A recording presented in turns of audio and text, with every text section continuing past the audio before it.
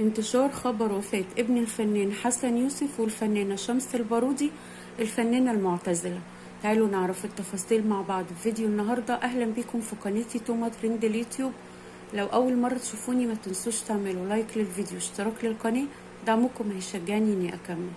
انتشر النهاردة الصبح خبر وفاة ابن الفنان حسن يوسف.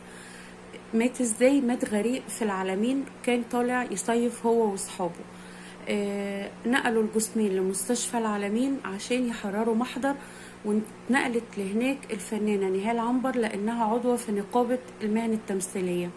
لحد دلوقتي مفيش أي أخبار امتى الجثمان هيطلع أو امتى هيدفن أو الجنازة هتكون فين. كل ده لسه مفيش عنه أي أخبار. عبد الله هو الابن الأصغر للفنان حسن يوسف، والفنان حسن يوسف عنده 4 أبناء من الفنانة شمس البارودي الفنانة المعتزلة، نريمان ومحمود وعبد الله وعمر. وعبد الله هو أصغر أبنائه، عنده 35 سنة، ويقال إن هو شاب مهذب جدا ومحترم جدا. للأسف إني أنا شفت في التعليقات كلام كتير قوي قوي قوي ملوش لازمة. يا جماعة يعني ربنا ما يوريها لحد، لا شماتة في الموت، مفيش شماتة في الموت. ناس كتير كاتبة مش ده اللي أبوه كان بيقول، مش دي اللي أمه كانت بتعمل.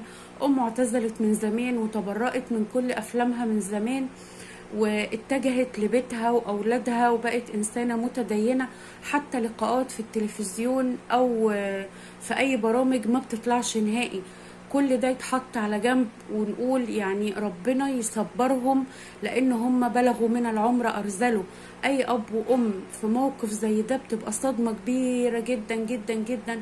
وأول حاجة بتتقال بدل ما هو اللي يدفني أنا اللي بدفنه، تبقى صعبة جدا على أي أم. فبلاش قلوبنا تبقى قاسية للدرجة دي، وما نقولش غير الله يرحمه ويعوض شبابه.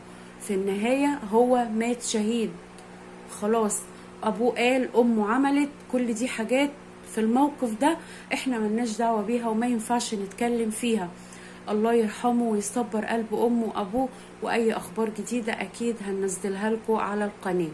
ما تنسوش تعملوا لايك للفيديو، اشتراك للقناة، دعمكم هيشجعني اني اكمل. واستنوني في فيديو جديد مع توما ترند اليوتيوب.